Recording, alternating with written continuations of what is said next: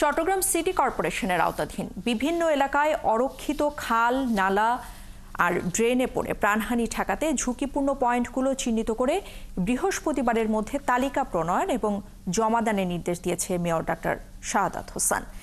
রবিবার নগর ভবনের প্রকৌশল এবং পরিচ্ছন্ন বিভাগের সাথে আয়োজিত এক বিশেষ সভায় মেয়র এই নির্দেশ দেন।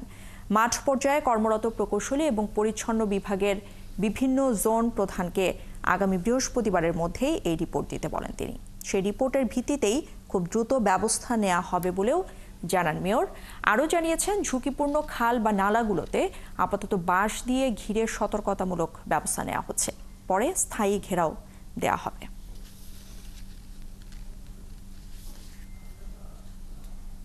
খালগুলো আমরা সিটি কর্পোরেশনের আন্ডারে আছে, তো সেই খালগুলোকে আমরা প্রিভেন্টিভ মেজার্স হিসাবে আমরা আপাতত একটা টেম্পোরারি বেসিস আমরা সেটা ব্যাম্বো স্টিক দিয়ে আমরা সেটা করছি। আর যেখানে পার্মানেন্ট আমরা যদি দেখি সেটা করবো, সেটা আমরা স্টিল দিয়ে আমরা স্টেনলেস স্টিল দিয়ে সেটা করবো।